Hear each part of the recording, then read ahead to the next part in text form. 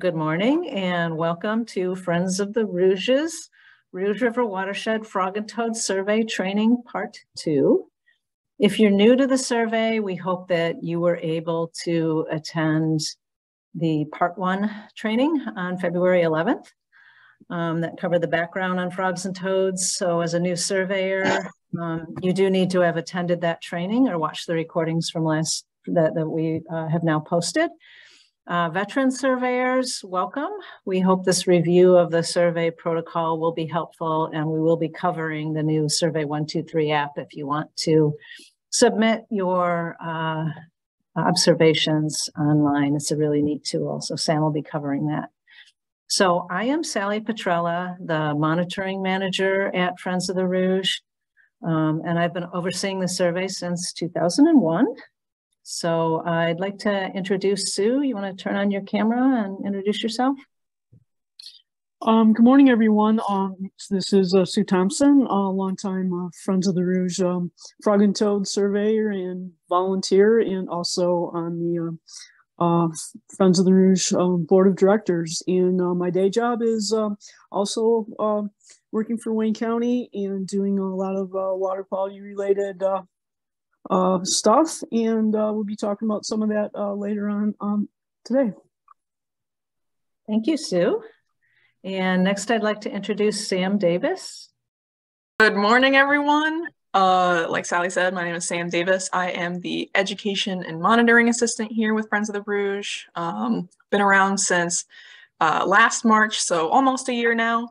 And I just help Sally out with a lot of the monitoring, programming, and support wherever I can. So thank you for logging on with us this Saturday morning, and it's going to be great. We'll talk soon, like Sally said, about the data submission app. You know, we're just going to have a very froggy Saturday morning. So welcome. Thanks, Sam. And you may have already received an email from Sam. She'll be doing a lot of the communication to make sure you have your blocks and send you reminders and such. So lastly, I'd like Jan and Bill to get an opportunity to introduce themselves. We'll be talking a little bit later. Hi, Sally. Hi, everyone. We are relatively new volunteers for Friends of the Rouge, but we actually had been doing Frog USA and still are doing for the Detroit Zoo as well. So that's kind of how we got the first interest, but we are really interested because this is in our own community close by. And we are monitoring the same area for the zoo that we are for Friends of the Rouge. So it's a pleasure to meet everybody. I'm technical resource manager. Well, glad to be here. Thank you to both of you, and we look forward to hearing from you a little bit later. So let's see, just a few housekeeping details. So please use the chat box for comments. If you would like to ask a question, please use the question button. Those should both be found at the bottom or the top of your screen. It's at the top of mine, might be at the bottom of yours. So we will pause for questions after Sam introduces the app and Jan and Bill speak. And then we also will stick around after the workshop is done. So if you still have a burning question, we're happy to answer that. So unlike the first workshop, this one is focused more on the nitty-gritty of how to do the survey. And we appreciate your time and attention to detail so that you understand the protocol in collecting the data if you do choose to survey for us in 2023, which we assume that all of you want to do because you showed up today. And again, thank you for showing up today. We will be recording this webinar, so if you need to go back to it, or if you missed part of it, you can review it.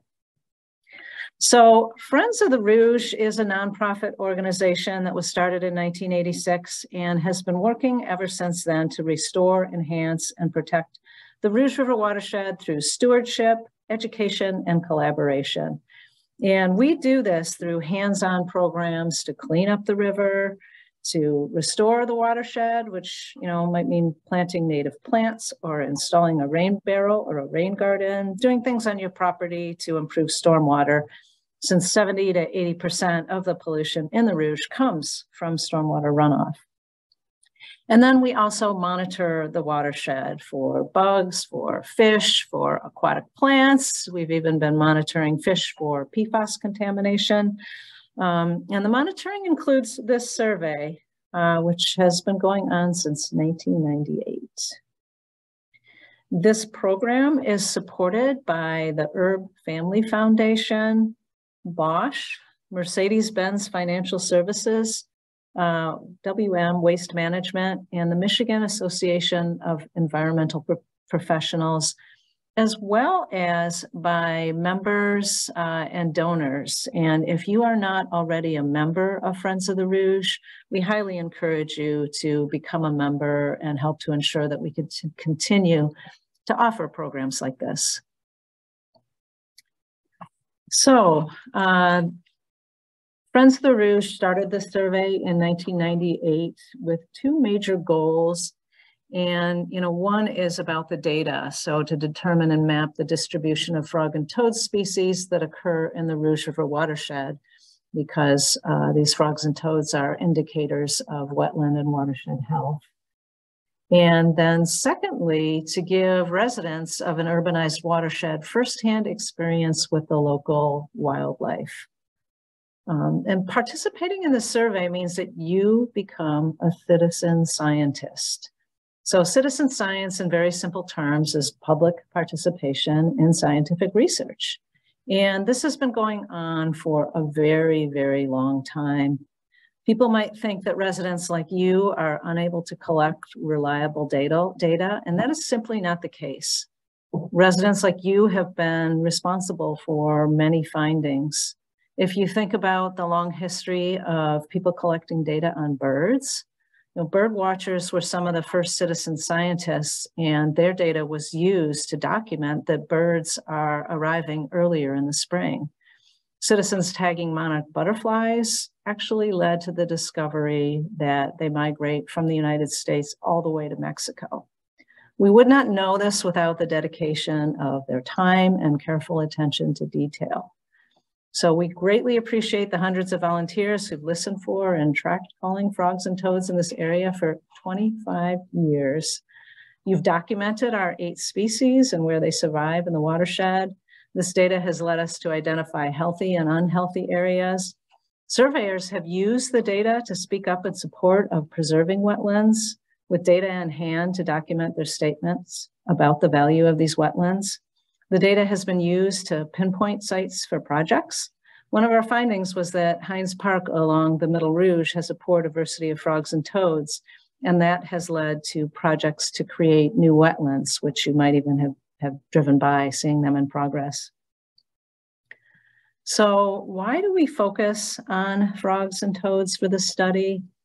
Well, like birds, their calls are species specific and allow for the identification of frogs and toads, even if you can't see them and you don't have to handle them. And unlike birds, there's only 8 species that you need to learn, unlike the hundreds of bird calls that you would have to learn.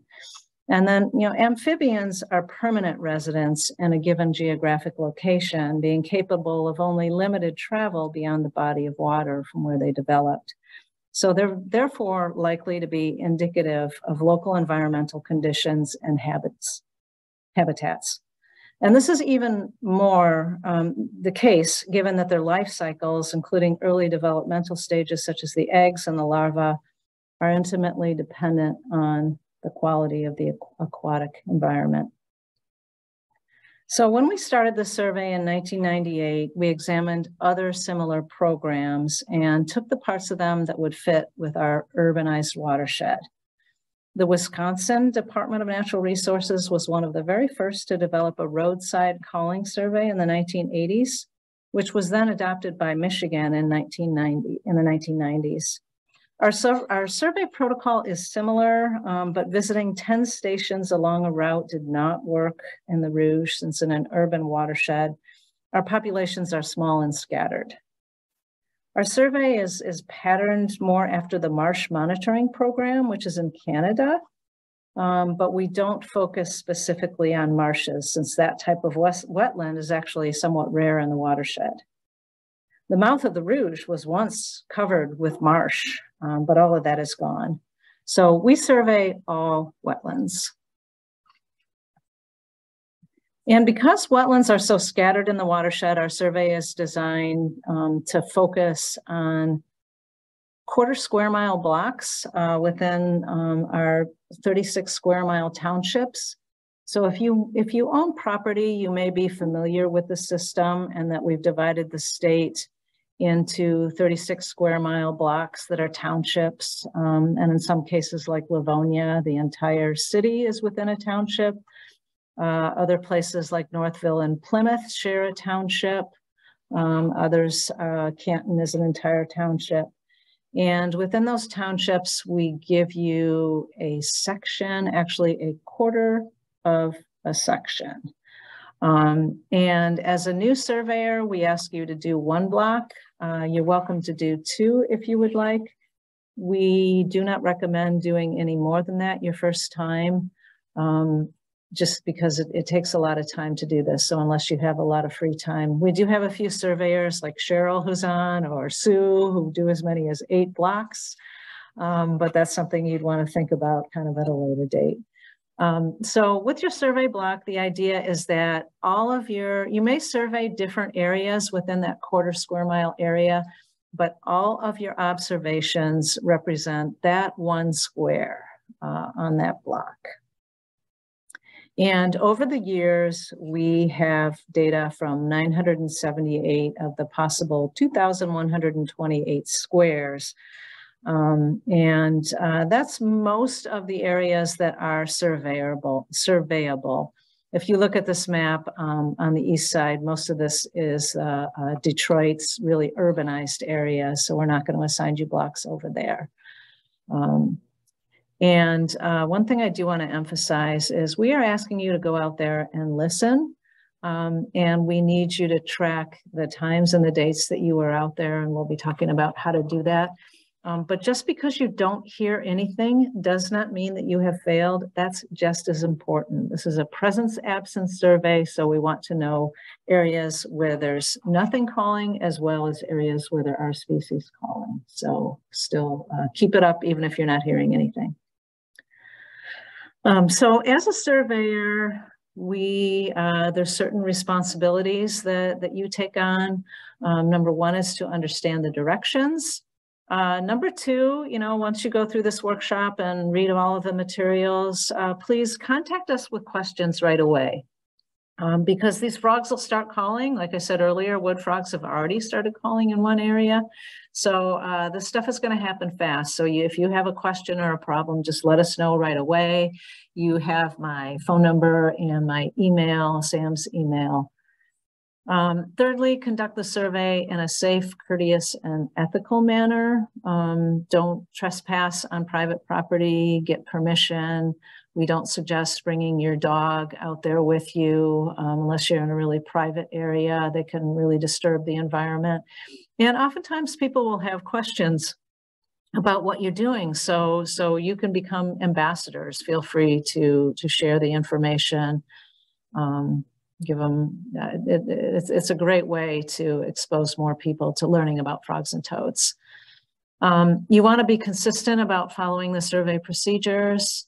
And like I was just saying, share your insights and your experience with other people. So all of your materials, and if Sam could even share this now, this link in the chat. So this is a web page that all of the information for you as a registered surveyor, all this information will be available. Initially, we do want you to fill out a form to choose a survey block, and we'll be talking about that a little bit more. But this page has the videos, so if you missed part 1 introduction, or if you wanted to review it, we have a link there. We'll update this in a minute because obviously you're not going to register for today, but we will put the recording from today as soon as we can get it up there. One of the most important things is this participant's guide. Now, we used to do these workshops in person, and hopefully we will get back to doing that, but this is a paper guide. Now we do it as a PDF. So one of the first things that you want to do, and let me go on to that. So this is the cover of it. So this has all the information about the survey in one document. So I always say, take this home, print it out or read it on your phone, read the entire thing all the way through. And then when you're done, read it again. And then when you're done, read it one more time. And that should give you all of the details on how to do this survey. So that's a great resource for you. Secondly, if you have not started already, you need to learn those calls, or for veteran surveyors, sometimes your memory of those gets a little bit rusty. So you really only need to learn the 8 species. We have this marvelous resource that Kathy Abelson, one of our volunteers, designed called Froggy Voice. Feel free to go there. When she designed it, she included all 14 species that we have in Michigan. So it does have some things that you're not going to hear in this area, like boreal chorus frog. I think the only place in Michigan that's found is on Isle Royale. Pickerel frog, we haven't documented in the watershed, neither Fowler's toad, and we don't ask you to distinguish between Cope's gray and eastern gray. The mink frog is only found in the UP, in the Upper Peninsula. But anyway, and the Blanchards is a very rare species that we have not found in the watershed. So anyway, still use it as a tool. And on our website, we also have links to the calls as a podcast. So that's also another great way to learn the calls. So learn those calls. And then how do you survey? So first of all, when do you survey? You really only want to survey under ideal conditions. And the conditions that we want you to go out there is half an hour after sunset, before midnight. So it needs to be dark, because these animals are putting themselves up, for danger of exposure to predators. So their maximum calling time is going to be at night. Not to say they won't occasionally call during the daytime, but maximum calling time is at night. So we want you to be out there then. You want to survey twice a month, March through June. In March and April, if you could try to get out there once a week, because the wood frogs only call for 1 to 2 weeks. So you might miss them if you're not out there a little bit more often. As you get into May and June, it's fine to go out at least twice a month. I've just noticed an error on the slide. We want you to go out through July. We shortened it 1 year, but especially if you're an Oakland County surveyor, sometimes our later calling species like the green frogs and the bullfrogs don't start calling till late June. They need it to be 60 degrees at night. So please survey through July.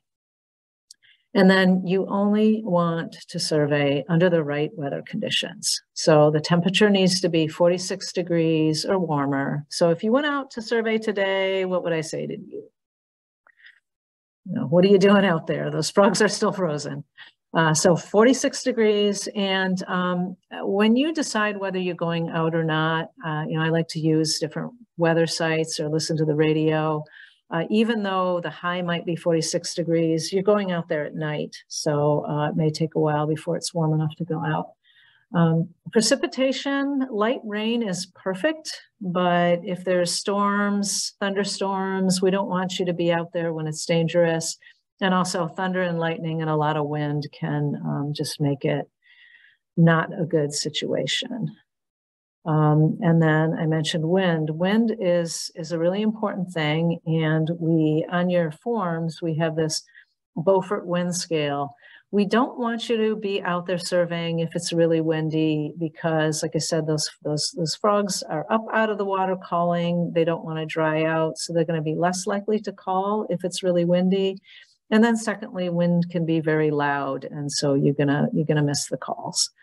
So when you want to decide whether it's too windy or not, you can look at the weather predictions, and we actually have mile per hour. Once the wind is going to be over 12 miles an hour, that's going to be just too windy. Or when you decide whether to go out, you can look and, you know, if you see smoke rising vertically, just light air movement, just slight breeze on your face. If you look at the trees, leaves and twigs are in constant motion. All of that is okay. That's, you know, Beaufort wind scale up to 3.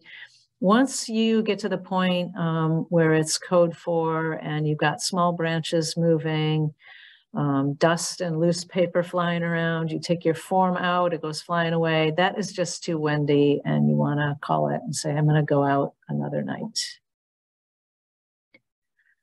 And what are you going to hear? So we talked a little bit about learning those calls. It's best if you spend some time learning the early callers first, because when you first go out, you're only going to hear things like wood frogs, chorus frogs, peepers, and then the toads will start calling. You won't hear the later calling tree frogs, green frogs, bullfrogs until May, June. So this is a guideline here. You know, we did have a report of a wood frog calling in February, but this is the general time in which the frogs call. And this is also in that participant's guide. How do you survey? So you want to listen for 3 minutes. And when you walk up to a pond, walk up to a wetland, frogs and toads are pretty attuned to movement. So you're going to want to just stand there for a little bit until they've kind of forgotten that you're there, and then start that 3 minutes and listen. And within your survey block, you may have quite a few different spots that you go to listen, or you may just have one wetland that you're able to listen at. But at each spot that you can find within your survey block, you want to listen for at least 3 minutes. You want to record the date, the temperature, the wind speed, and precipitation, and then check out just put a check by any species that you hear calling. And then we also provide you with a map. So especially when you first go out there, you want to kind of check on your map, just draw right on that map, the locations where you actually are surveying. This is just in case we want to go back at a future date, or we want to go back and verify where exactly you are hearing these species. And this is the form that we have you fill out. We have this as a paper form you can print out. It's a PDF. We also send it to you as an Excel document. And you also can just use the Survey 123 app, which Sam will be talking about in a minute. We do recommend that even if you're using that app, that you also somewhere keep track, just in case something happens when you submit that data, there's any problems, we can check things. So you need a form like this for every single block that you do. And like I said, you probably will just do one your first time. If you decide to do another block, you need another form. You cannot put it all on the same form because, like I said earlier, all your observations represent that block. And even if you're hearing similar things in the block right next door, we need that to be on a separate form. So on each form, you're going to need to just complete some information about the county, the city, the cross streets, maybe you're surveying a park or close to an address. And then you need to write down that township range section number that we will be giving you on the map, the PDF map that you send there. So make sure that that is correct. Then you want to check off what types of wetlands that you have. So whether you have a vernal pond, wet meadow, marsh, wooded swamp, pond, we'll talk about those in a minute. And then a description of habitat, if it's a suburban area, if it's flooded, if it's floodplain, just more description of it. And then we want the primary contact name. We highly encourage you to survey with family members, with friends, with other people. We don't really like you being out there alone, but we do like one main person that we can contact if we have questions. So your contact name, your contact phone, and then please put down your additional surveyors. And then for each time you go out, you're going to put down the date, the start time, the wind code, and you can see we have the Beaufort wind scale right up here. So we even have the mile per hour. So just put the number there, 0 for calm. Air temperature in Fahrenheit. Precipitation is just a yes, no. And then you're gonna start. And if you only have one spot, that may be a very short period of time. If you're traveling to different spots within your survey block, this might be a longer period of time. So end time, this is just so we know in general how long you were out there, the time period. And then you're gonna check off what species you hear. Now, I expect when you first start the survey, you're gonna go out there and you're not gonna hear anything. And that's a good sign that you are out there, prepared for them when they start calling. Under the right conditions, sometimes it takes a little while for them to start calling. Sometimes, even though maybe it is over 46 degrees and calm and drizzling, the ponds may still be frozen for a while, but you want to get out there to make sure that you catch them when they do start calling. And when you complete the survey, we expect that you would have, 8 to 10 observations. Then you just want to count up all of the observation nights. So how many entries you put in here. And then you just want to bring a check to the bottom. So if you heard wood frog, whatever, you carry that to the bottom, count up the species that you heard, and then total. Did you hear 1 species? Did you hear 2? Did you hear 5? So that's the observation log. And I am now going to turn it over to Sam, who is going to show you this fancy GIS app that you can use to submit observations on your phone.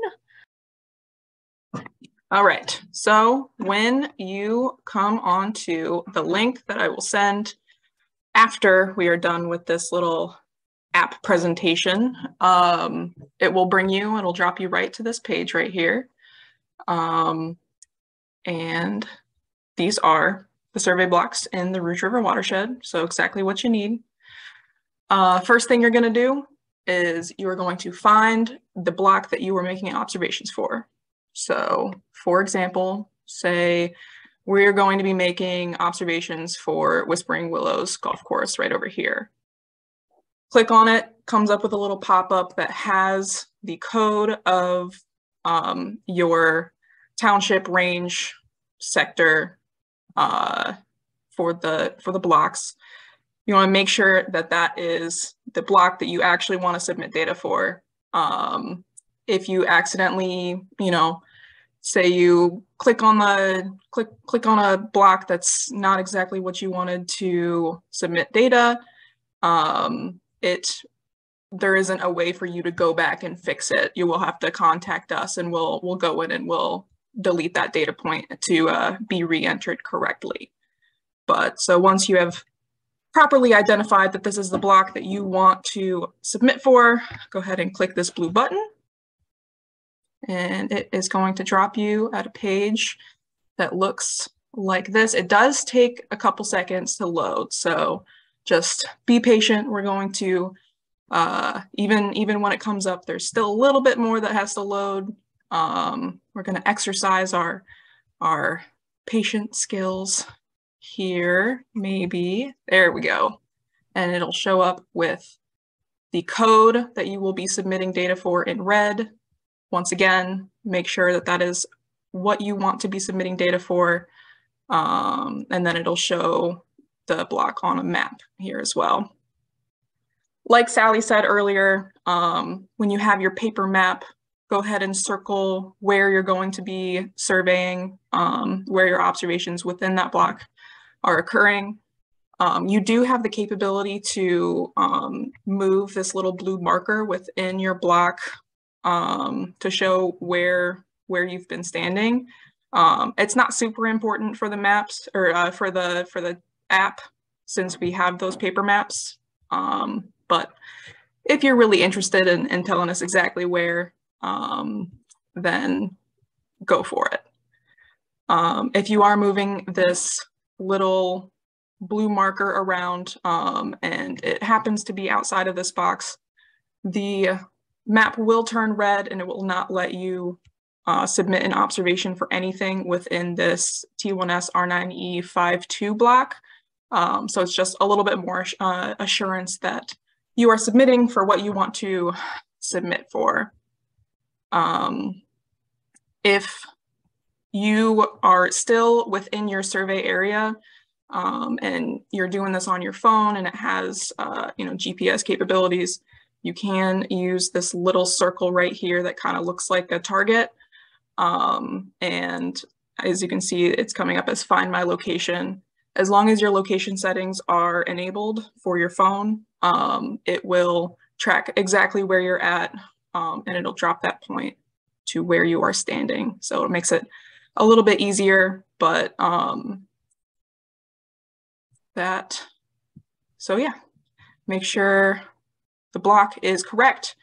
Once you have found where you want, then we're going to move down on your observation. So this is set up the same way that those paper data sheets are. So we're going to fill out our name, say Sam Davis is submitting this observation happening today, 2/25/2023. If you are filling out observations for a date from the past, make sure you go in and you change the date to when you actually went out and observed. For the start time, this will automatically come up as 9 o'clock since it's going to be dark when you do it. If you go out later than that, just make sure you change this to when you actually went out to survey. And this will go to the end time. Say we were out there from 9:30 to 9:45. Perfect. Okay.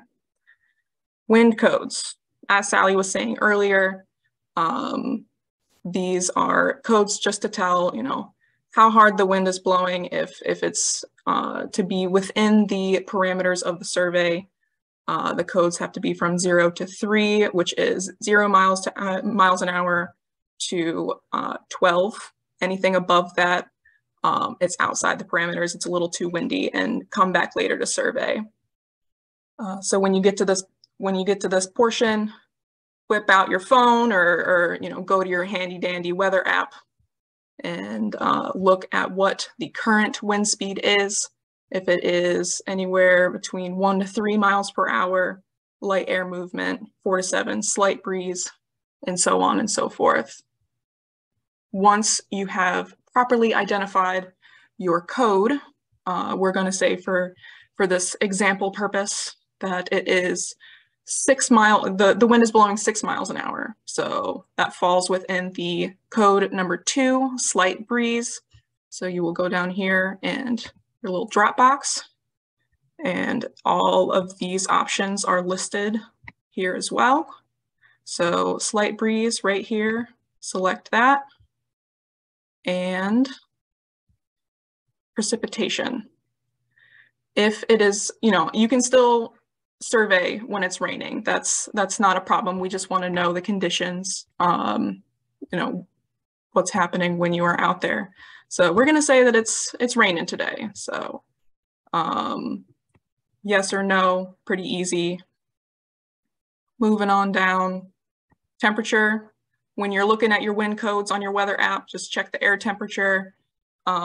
If you come up and, if it's under the temperature constraints, 46 degrees, I think we said, it will let you do it. It will let you input without a error message or anything like that. But just keep that in mind that there are those temperature constraints. So if it is below that, come back another day when it's a little bit warmer. But for today, we're going to say that it was 74 degrees tonight, which is a pretty fair night to be out surveying in my book. Okay, we're halfway done. Congratulations, you've made it through. Now, for the meat of the observation, what we're here for, the species of frogs found in the Rouge watershed are all listed on the last half of this observation sheet, and they automatically populate with a no answer as soon as you open up this page. So all you're going to have to do is, go through and say which ones you did hear that particular night. So we're going to say, we didn't hear wood frogs, so we're going to keep that a no, but we heard chorus frogs. Maybe we heard some spring peepers as well. No toads tonight, no leopard frogs. Heard some gray tree frogs though, and nothing else. So 3 species that night, we'll still call it a win. And that's pretty much all you have to do for submitting this data. It's nothing more than what you do for the paper. It's pretty easy. It's very user friendly. But once you finish and you get to the bottom of the page, go back, double check, make sure that everything that you put in is correct and accurate, and just once you submit this page, there is not a way to go back and edit it.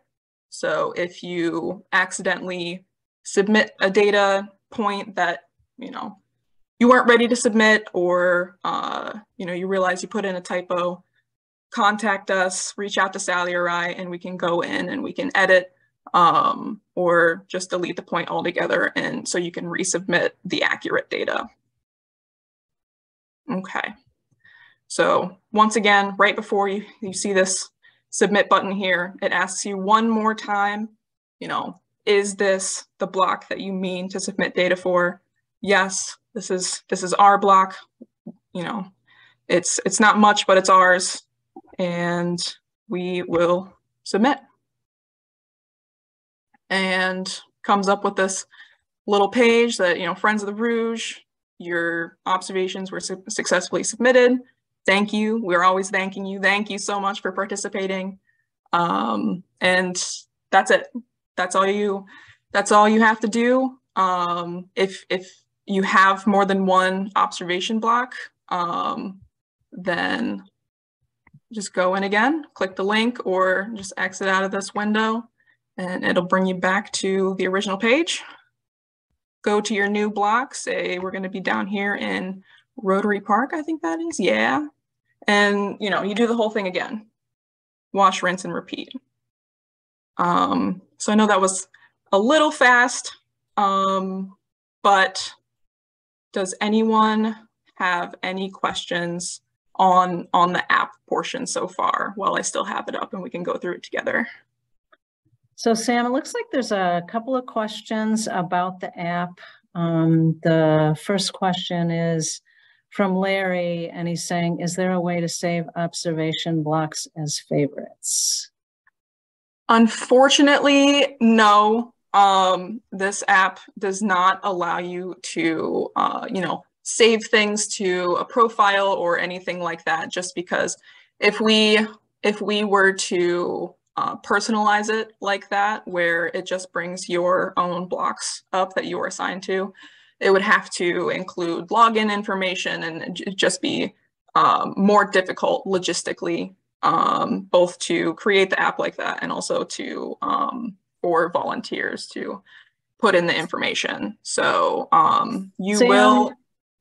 Sam, maybe you could demonstrate, there is kind of a shortcut, either by using the location button, the little circle with the lines on it, or you actually could do a search for your block. Do you want to show that?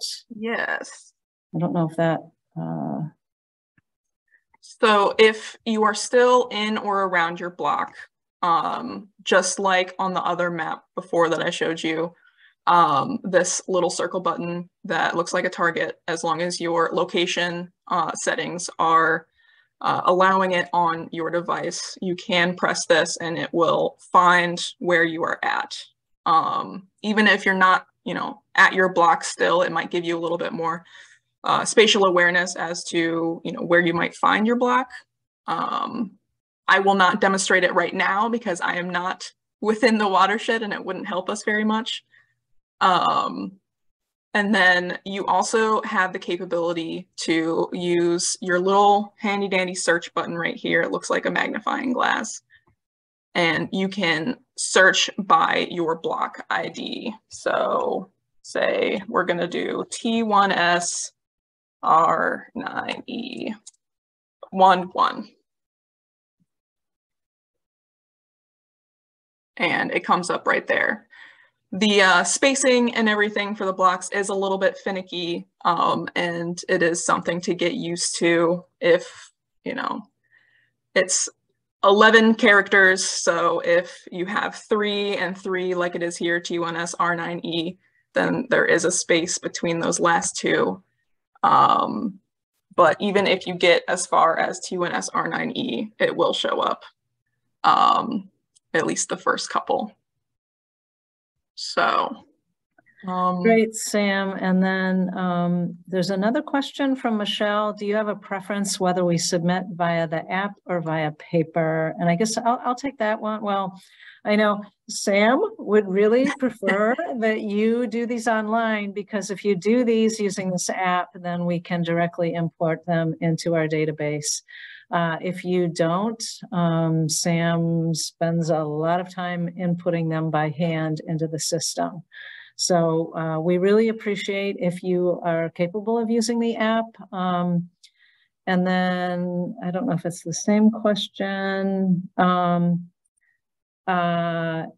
We still, like I said, would like you to keep records on paper. And if you can submit those, that would be preferable. So next question is, does it allow for more than one point in the block? So as you can see for Whispering Willows Golf Course, there was one there already from before. And then now we put a second point this morning. So they will, the more you survey, they will still show up within that block. But if you're putting in multiple data points, say you went out for 3 days and then you're just kind of catching up to for submitting your data, you do have to go in and do this whole thing with the hit this and it goes to the next window here, and then fill all of this out. And then you do every point that you place after submitting, you do have to come back here and kind of do it all again. You can't put multiple observations in at the same time. It is a little bit more of a time constraint, I guess. It's more timely, but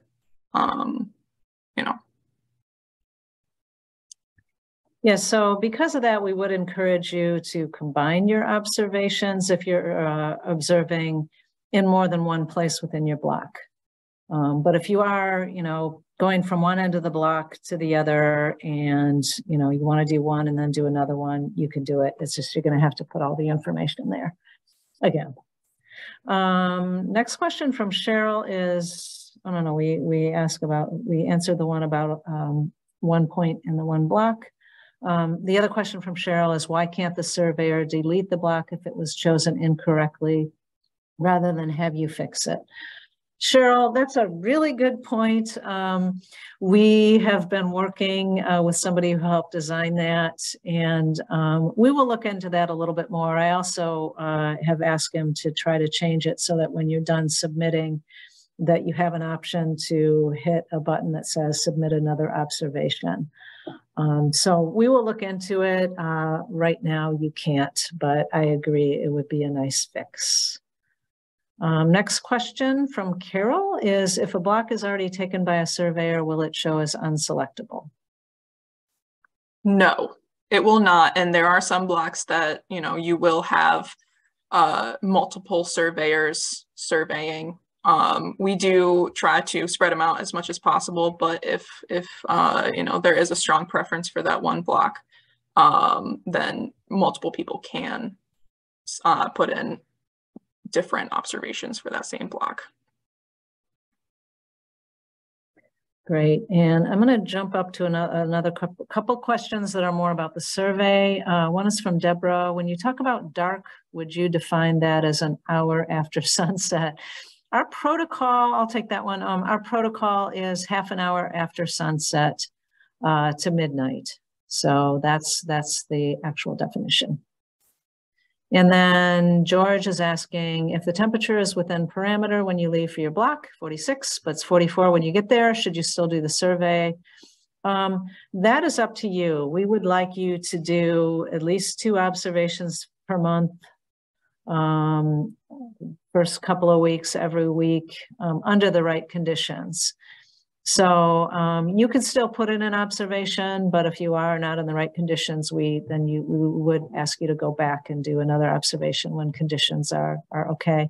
And I do have to say, when we start the survey, we don't know when the survey will start. It's when temperatures are 46 degrees in the evening.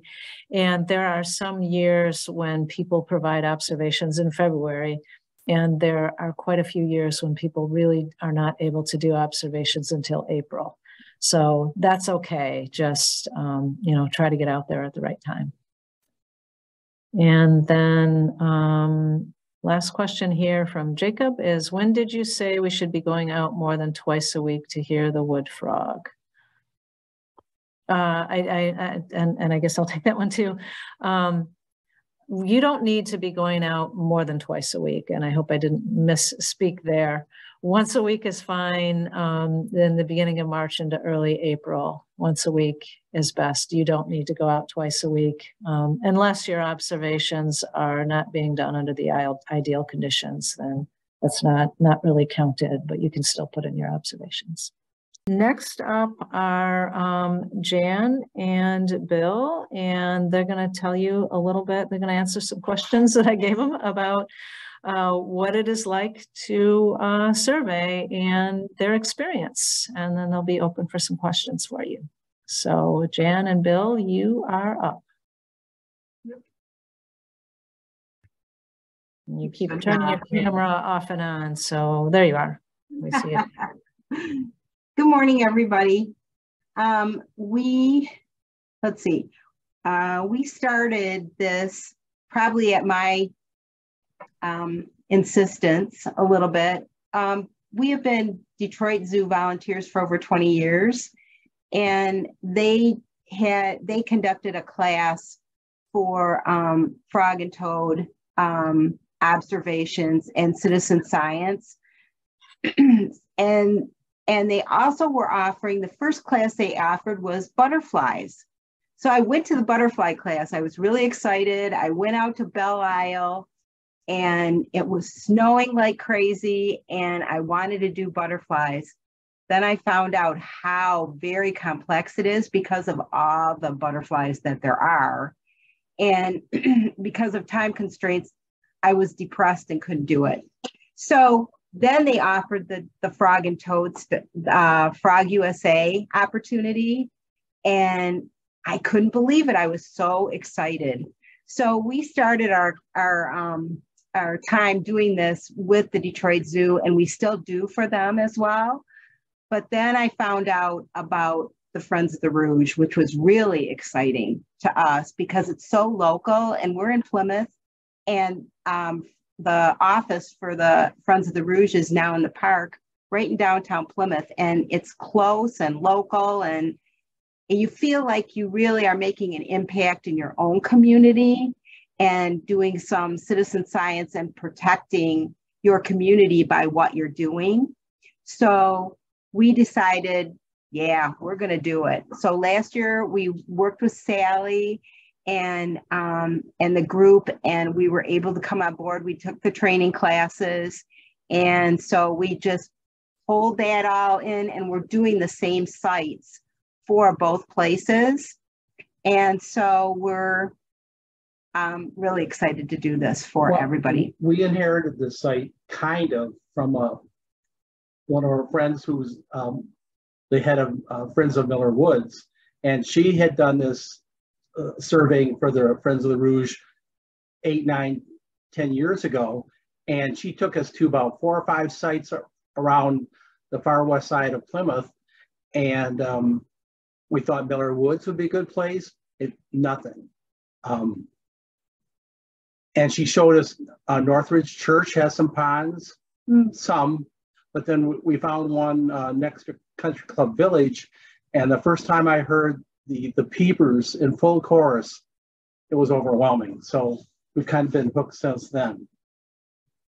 Yeah, we love it. So, and then having the full block was really exciting because we got a chance to explore more in that area and see what was out there and who's living around there. But it is, because it is very residential, you have to be careful, because here you are after dark and wandering through people's neighborhoods, which that is not acceptable in our area very much. So we park right at the edge, and this is at the edge of a subdivision, this pond. So we are so happy to be there. And very often we do encounter people out walking. So And skunks. We've had all kinds of things. I mean, the skunk jumps out of the high grasses around the pond, and there you are, and you sure don't want to get skunked and get back in your car. So you have to be very careful how you're moving around. So we watch really carefully when we're out walking in the evening like that. And plus you don't want to step on the frogs. Some of them come from the culvert on the side of the road, and they go back and forth between the pond and the culvert. So we're careful. We don't want to step on them. It's so exciting to see them because we actually get to see their size, because usually all we do is hear them because there's tall grasses around the pond. And so it's fun to say hi when you actually get to meet one. So we're really, really pleased with that. So just being, animal type volunteers, the frogs are so important to our water around here. They absorb everything. Any little problem with the water, they're going to let us know by not being there anymore. So we are really, really pleased that we've been allowed to do this. And this gives us the opportunity to learn new things, learn the software. This is, and Bill's my technical support. He used to be a computer programmer before he retired and hasn't lost the skills. So thanks to you guys. But we thank you for letting us do this important work. We really, really appreciate it. Thank you so much, Jan and Bill. We really appreciate you sharing the experience. See if there's a question or two for them. There's a few questions, but not for them. There's some thank yous for you for sharing. And I also— a question about using a flashlight, and sometimes you need a flashlight to get to where you want to go. And we found that the frogs don't seem to care that much. Just don't go shining for them. Yeah, we would keep it off to the side, pointing away from the pond if you've got to watch your footing. But other than that, they haven't seemed to care. They love the pond, which is so exciting to us that we get to hear them, which is really great. Yeah, Colleen, and I'll talk about this in a bit too, but she was really emphasizing that when you walk up to a pond, that the frogs are so sensitive to any movement. So you really have to be still and quiet. And same would go with the flashlight, but take a flashlight with you so you don't stumble as you're getting out to where you're going. So we want you to be safe.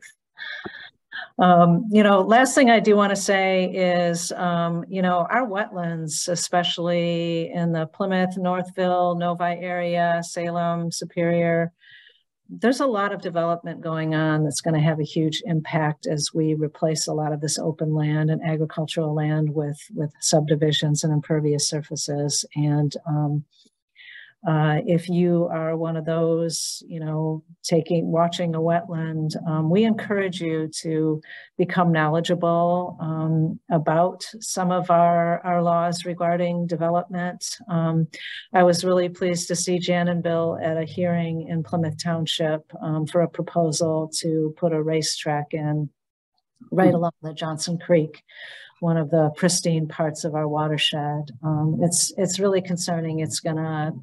We're gonna see a decline in water quality in that creek as a result of it. So highly encourage you to get educated and stay apprised. If you read our report from last year, we had quite a few volunteers who got involved in protecting our wetlands. I'm not sure if Beth Chapman is on today. She alerted us, and a team of volunteers actually attended some hearings about zoning changes to allow for development in some of these wetlands, and they got their elected officials to turn down that zoning change. So we highly encourage you to do that. Thank you, Jan and Bill.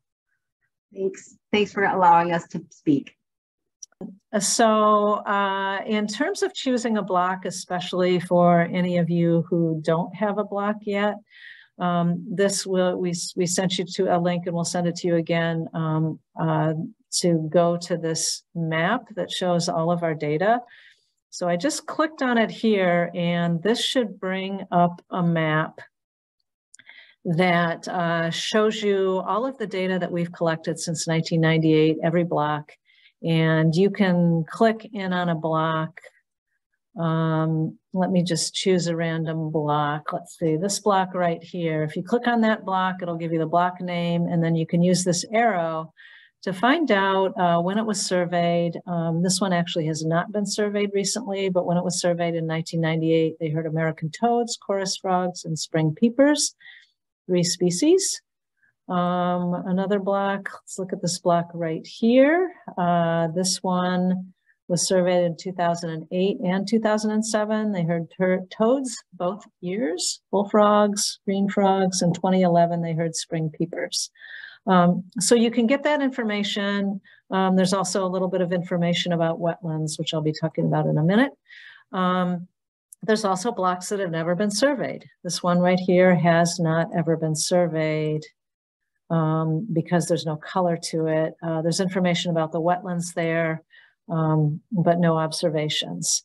So you can go here, and you can actually put your address in right here, and that will take you to see the survey blocks around you. So that's the way that you can choose a block.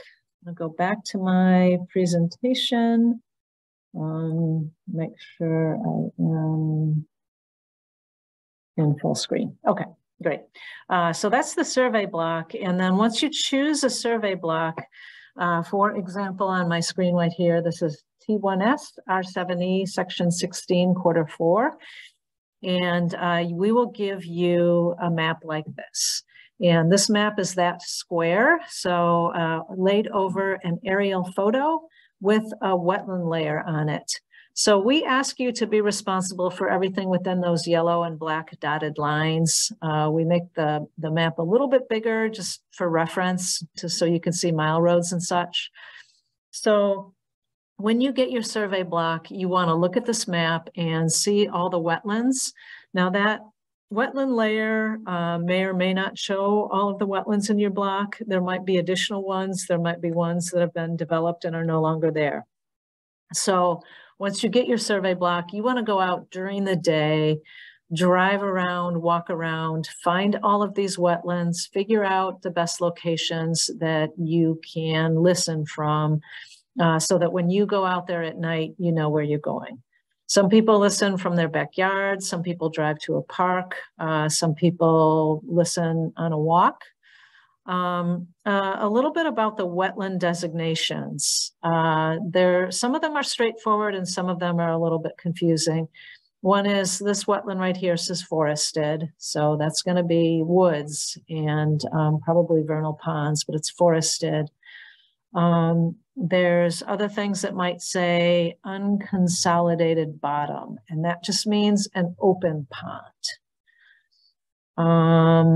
And let me jump down to the next one so it zooms in a little bit. So unconsolidated bottom, scrub shrub, that just means, I'll show a picture in a minute, but kind of a shrubby wetland. There's also emergent, which is the same as marsh. Aquatic bed is an open pond with floating vegetation. So anyway, you get this map, and we like if you can just mark where exactly you survey on here. You don't have to survey every square inch of the block. You can hear about a 1/4 mile away And we also would like you to survey a variety of wetlands. This particular block has a good variety. We want to make sure that you're surveying vernal ponds and permanent ponds, as then you will be likely to hear all the species. And if this was my block, I would absolutely make sure to get down in that area with the marshes, the emergent, as well as some of the forested wetlands, as well as the open pond. And it looks like, you know, you can stand on the road here to listen. We'll talk about private property in a minute. So just a little bit about wetlands. So I'm just going to review this real quickly. A vernal pond is a pond that holds water in the spring, in the summer, and potentially does dry up. And it's really important for a lot of our early spring calling species because they're very small and they tend to get eaten by other things like fish. And vernal ponds tend not to have fish because they dry up. So this is a wooded vernal pond. Wet meadow is an open area, maybe with grasses and sedges. And again, wet meadows can be vernal, hold water in the spring and dry up into the summer. Marsh. So a marsh is a pond with cattails. Other, you know, standing plants. It's also called emergent. So vegetation that's emergent that sticks up above the water. And then scrub, shrub just means, you know, some woody plants, not necessarily trees, but smaller shrubs. Wooded swamp can be a vernal pond or can be a permanent pond, but anything with trees, not just shrubs. And then lastly, we talked about, okay, looks like I need to resume full screen. Sorry about that. Let me do this. Enter full screen. Okay, there, hopefully you can see that better. Thank you, Sam. So this is a pond and two things, unconsolidated bottom is this open area. And then aquatic bed is this floating vegetation. You don't need to write these things down, but the notes on your map that you get will be there. So just to help you understand that, I'm providing that information. And I did see a question in the chat about that. So hopefully that answers the questions about wetlands. So moving on, as I said, with your survey block, many of you already know where you're going to be surveying. A lot of you maybe need to go look at that map, figure out an area, fill out the form, send it to Sam, and she'll help work that out. And there was a question about, do we assign a block to more than one person? We try not to do that for the most part, but some blocks are very popular and some blocks people really want to do the block close to them. It's nice to have more than one person do a block in case something happens to that surveyor. It's more observations. So we do have a few blocks that get assigned to more than one person.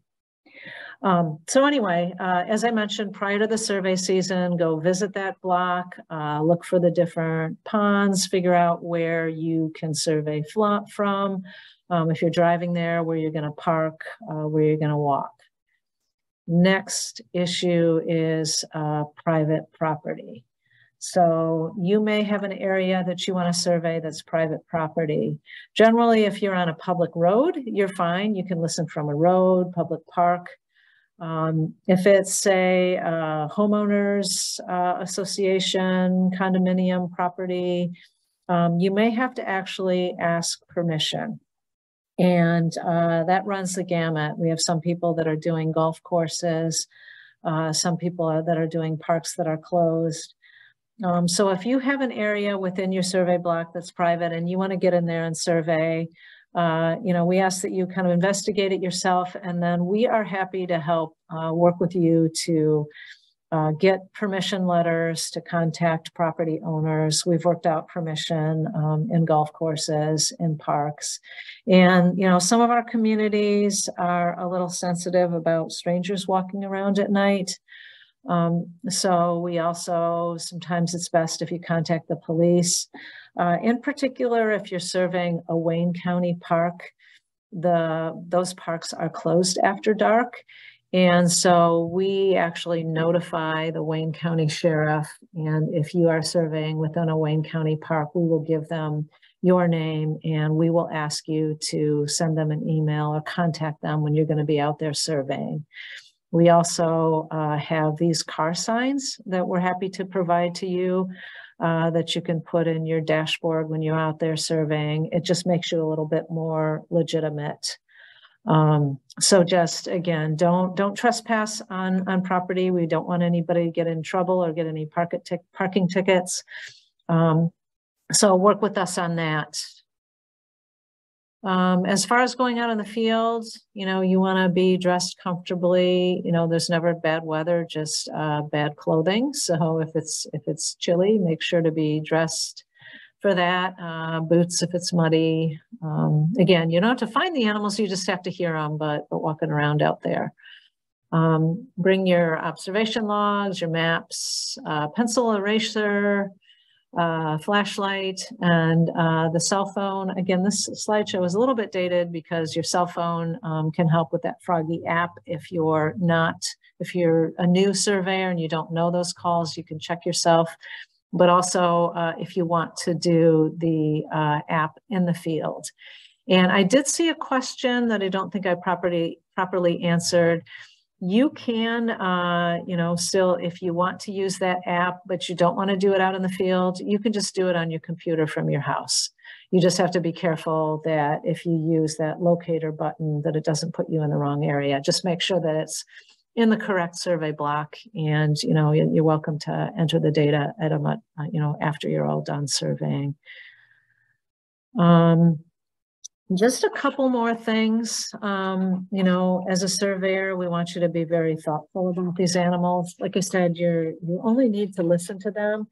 You do not want to, you're not necessarily going to see them, and please don't touch them. We carry a lot of things on our hands, and if you're out there in the spring, you might even have bug spray on your hands, and you can harm them with chemicals like that. And there's also a fungus called the chytrid fungus that has been spreading amongst amphibians that you could inadvertently spread.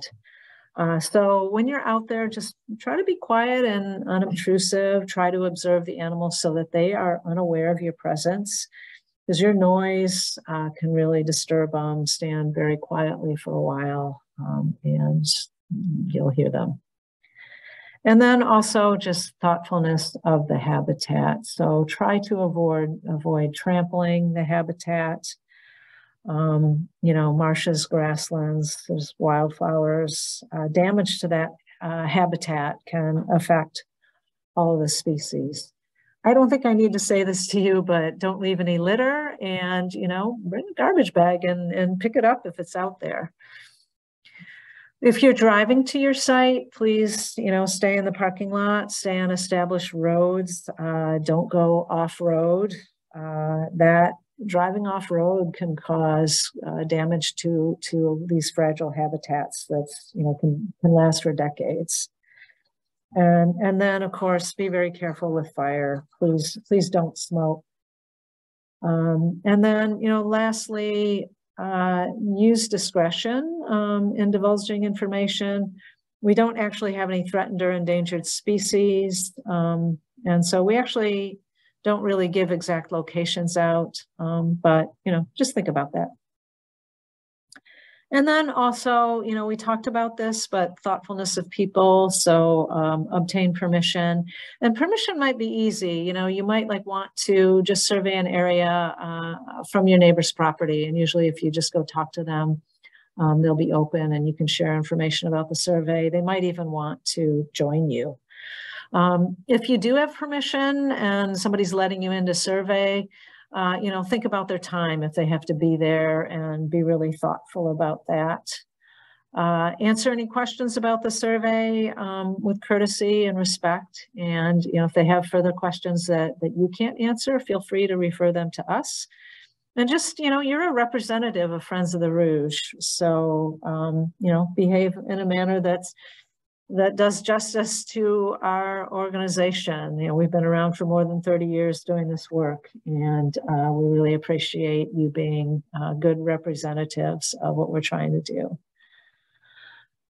So I am going to turn this over to Sue, and she is going to cover something really important while you're out there. And when she is through, we will answer some additional questions.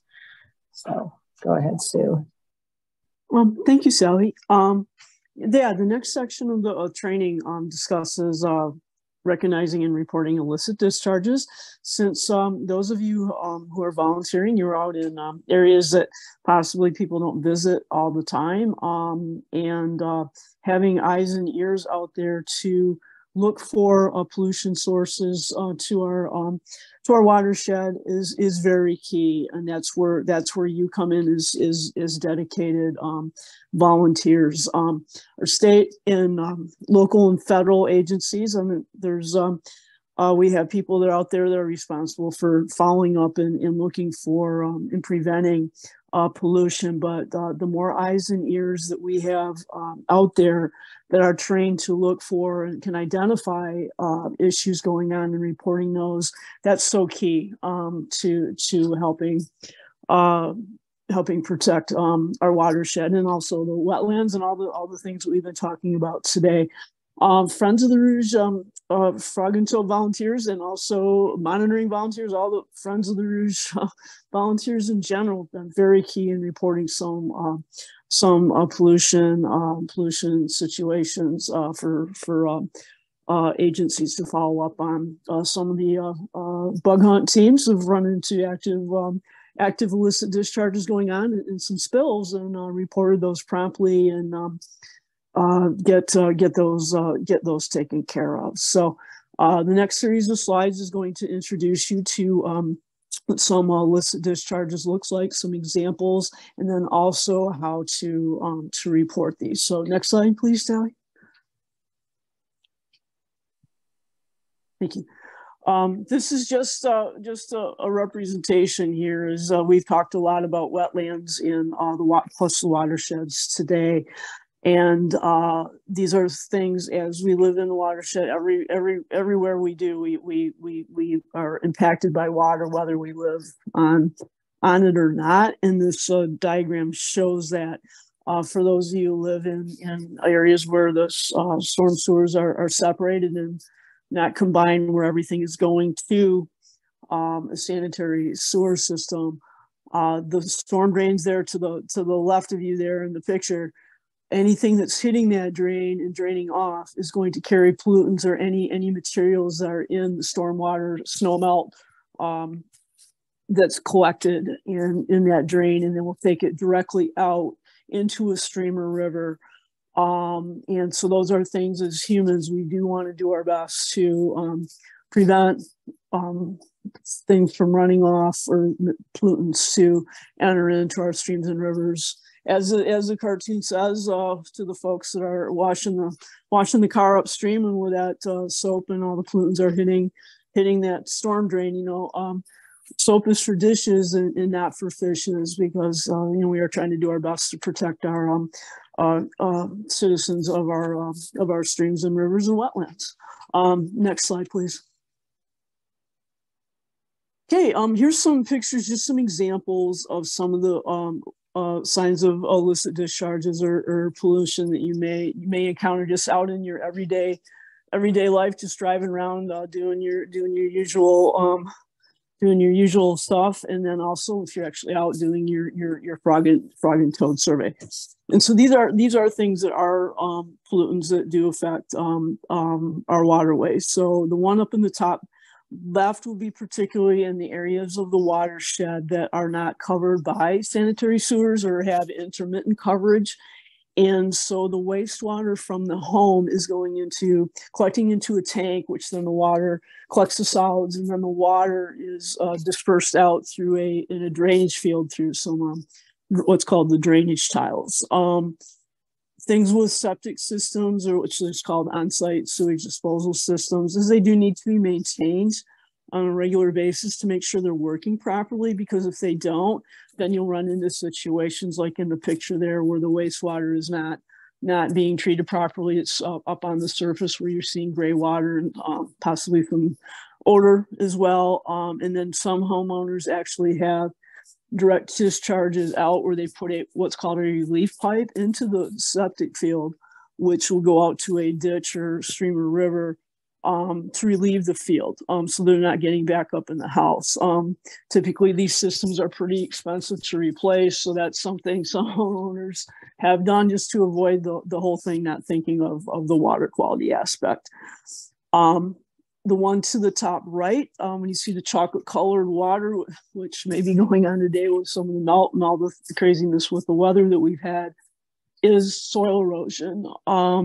When earth disturbance is going on at a construction site, the contractors have to maintain some measures to prevent what you're seeing in the picture there, where there's no protections up to help silt fence or things to keep that excessive amount of sedimentation going into the stream or river. Rivers are carrying sediment through their cycles of carrying the sedimentation, the geomorphology of the streams, but too much sediment, excess sediment, does affect the aquatic critters living in the stream. That's if it builds up too much, then that's affecting habitat. These sediment can plug the gills of our fish and our aquatic insects. So that's a big concern for our watershed. On the lower left there, we just have some gray kind of discolored water there. And it's probably, if there's some odor there, some sharp sewage, tangy odor, that could indicate a sewage discharge going on, whether it's an overflow or another illicit discharge going on, very, very turbid water. In the bottom right, in this particular case here, we may have an area where it's been over fertilized. The homeowners showed a little bit too much love to their lawns and are applying fertilizers in wet weather where it's running off directly and could cause some algal growth. Next slide, please.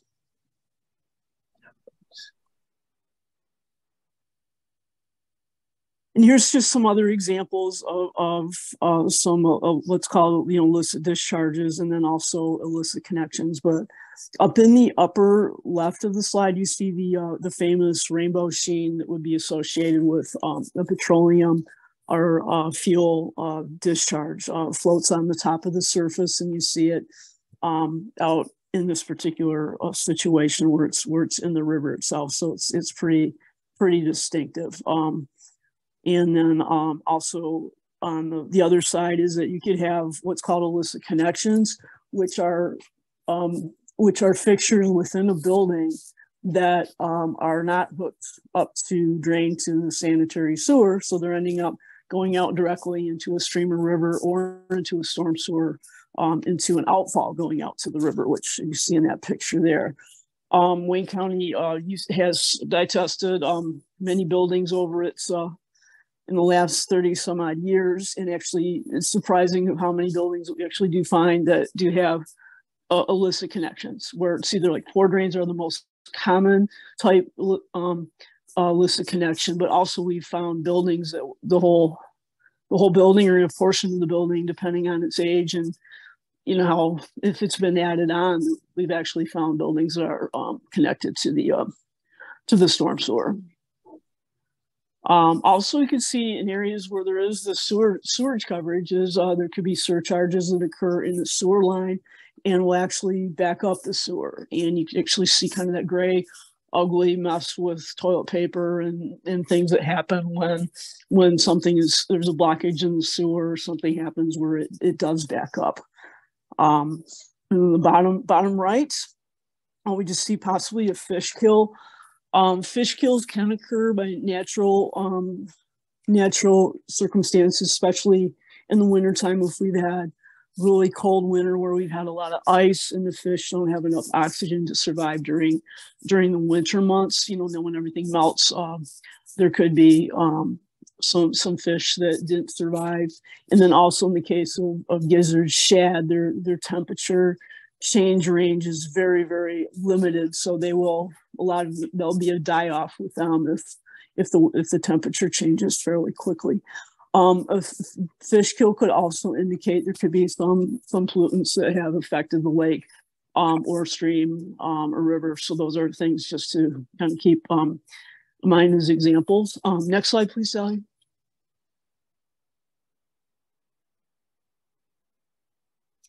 And here's just some other things. Sometimes it's just not the direct connect. Just poor housekeeping outside of businesses or residences or other establishments. That anything that's going to be that's hitting the pavement or could be running off directly into the storm sewer can create the illicit discharge situation. And we've already talked about illicit connections. And in the bottom left, there is actually an example of a boom to collect the oil in the petroleum product that was discharged here. And I do believe this was actually an oil spill that was observed by a bug hunt team, and they promptly called it in, and the folks, the state and county responded to get it taken care of, and then also to try to find the source. Next slide, please.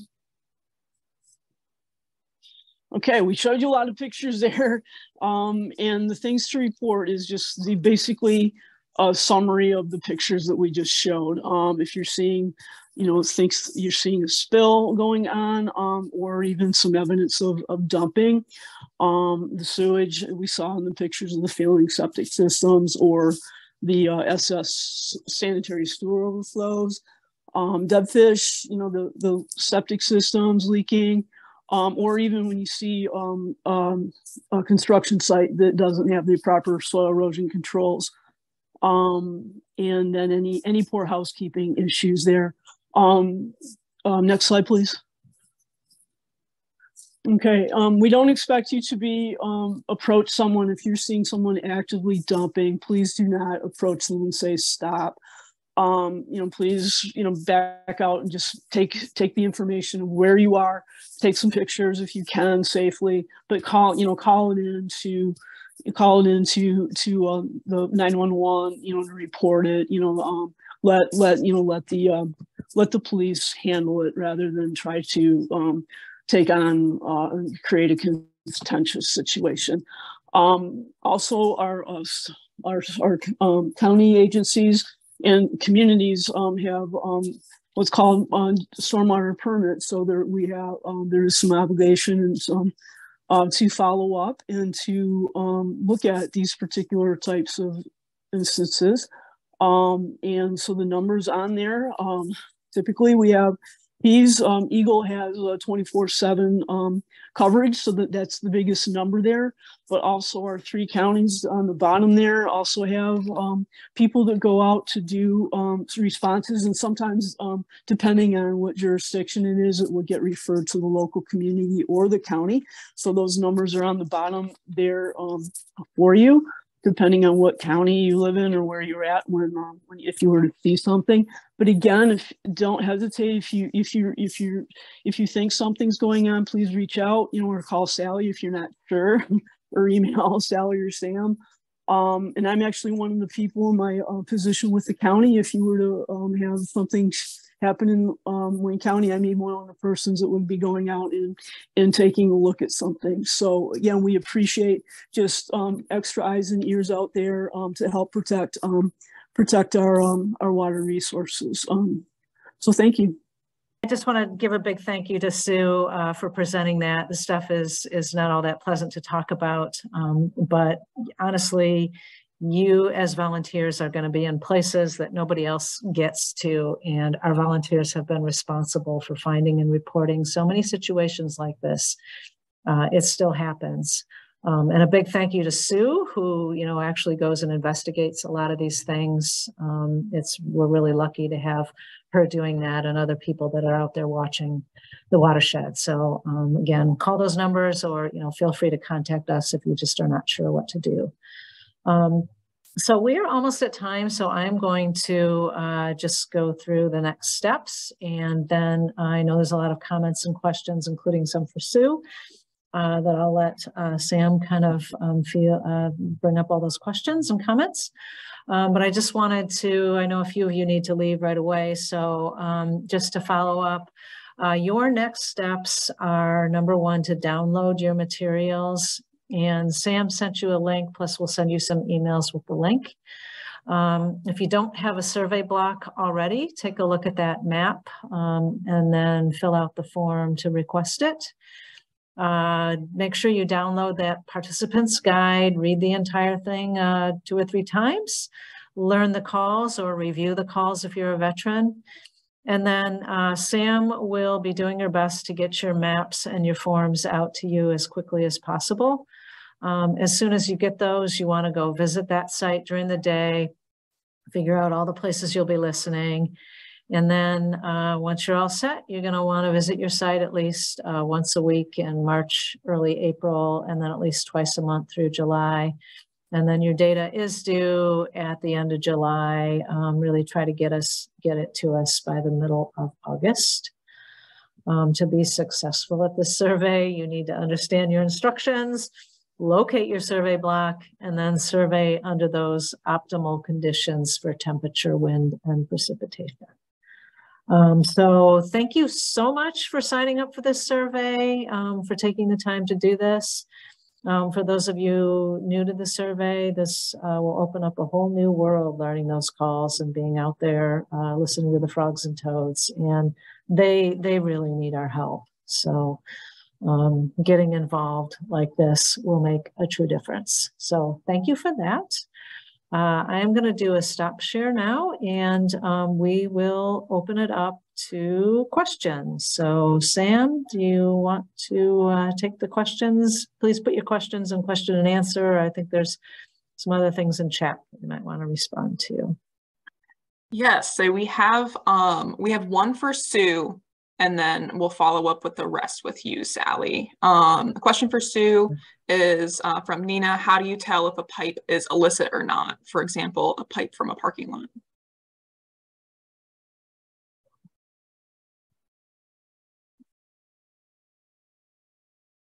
And Sue, I don't know if you're talking. We don't see you or hear you. Sorry about that. I was on mute there. Sorry about that. For parking lots, and that typically, depending on where you are in the watershed, so it's going to be, I'll try to go with the simple answer first. Your newer areas are going to have separate, what's called separate storm sewer systems. The system is going to be separate from the areas going directly into the river, as opposed to the treatment plant. In some of the older parts of the watershed, for instance, like in Dearborn, Redford Township, and just for a couple of examples, those would have, in Detroit is a big example where we're in areas of combined sewer systems, where the storm drains in the streets and the sanitary pipes from your homes and other businesses, everything is going directly to the wastewater treatment plant. What's problematic about that, of course, is during heavy wet weather events, as we learned there not too long ago with the heavy rains in June, when things back up and the water can't go anywhere, then the sewage does as well. So it goes directly out into the receiving waters. But you'd actually have to track the pipes to actually see where they go. Sometimes you can actually see if there's a stormwater pond where things are going out directly. So I hope that answers your question. And feel free to contact us if you want some help. All right, thank you, Sue. And then coming from the top, we will go for, Cindy said, if we listen at several wetland types within a block, is it preferred that we indicate our yes or no answers for the entire block or for each area? for the entire block. So like I said, we want you to survey that whole block, but you're going to combine all of your observations. So even if you only heard it in one part of your block, you can say yes. Awesome. Okay. Larry asked, can wood frogs go in and out of their frozen state multiple times per year, or does it just happen once and one and done? You know, that's a really good question, and I will try to verify it. I suspect that they only thaw out once because it's a pretty traumatic process to go through freezing solid and your body dealing, well, the frog's body dealing with that. So I'm inclined to say no, but I'll get back to you. All right. Carol asked, at some point, can someone answer this question? If I can only survey 2 months or intermittently for 3 months, do you still want the survey work? I cannot commit to all spring and summer months. That would be a situation where it would be good if we could pair you up with somebody else who has the block so that you can kind of tag team it. It also kind of depends which months that you're going to be gone. So just email us about it. Let me double Sam, check. your camera is off. You know, people might want to see your pretty face. So. Hello, everyone. I do think that that is all of the questions, though. Thank you, everyone, for coming on. I'm gonna. Oh, one more just came in. On the survey map, can you explain the legend? Is that for Deborah? I'm assuming that's for the blocks, for the map for the blocks.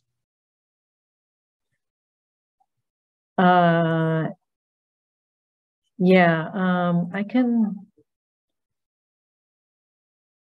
This is a question about that, the block map that we use to show the data. And I saw some earlier questions about the map. Let me just do another share screen here.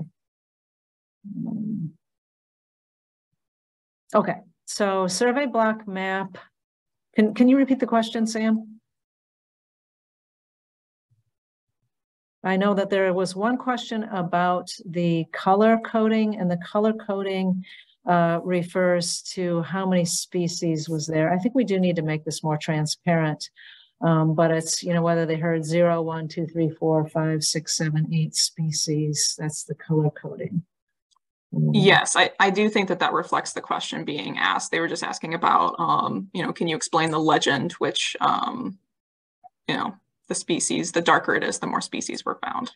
Yeah, so this comes from our data. So it's got the TRSQ, that's just the township range and section, quarter section, and then the years for the species. And I know there was the question about SPP. That means how many species. So how many species were ever heard? So this block actually has 7 species, which also explains the color coding. So that's a very dark block because it's had almost all 8 species, whereas a block like this, and again, you have to go through these arrows where there is some information about the wetlands. Let's see, 2, 2. Actually, this has no color to it, so there are no observations. But a light colored block like this one has just 3 species, so it's lighter colored. So I hope that answers the questions about the survey blocks.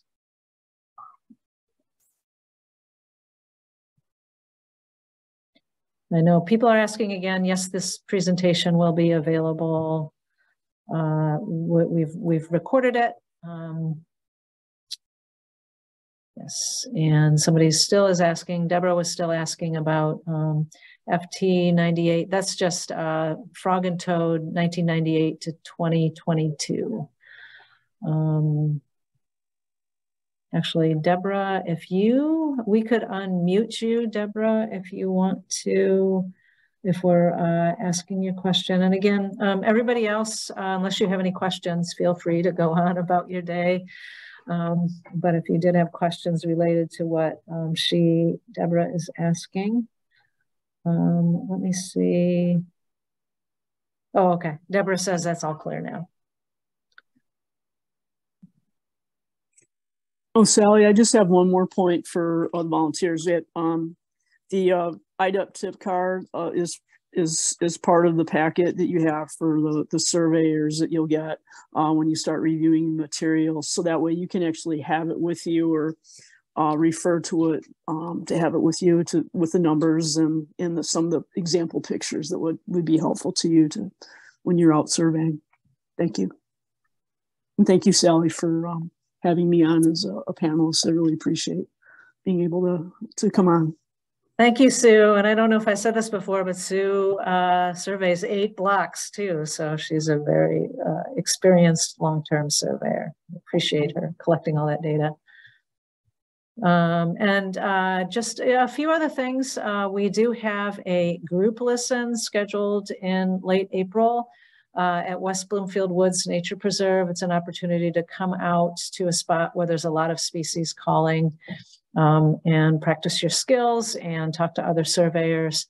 And we possibly will be doing additional listens like that in May.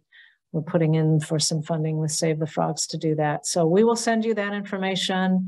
We will send you the links, fill out that form. And like I said, Sam will be sending you out your blocks once she hears from you. If you're really not sure and you want us just to assign, you feel free to just fill out that form and say, I'm interested in this area, or just assign me wherever you feel like it. And Sam will just do that. So a lot of thank yous from everybody. Mark, you'll have to get back to me. I'm not sure about this Johnson Creek meeting. So send me an email.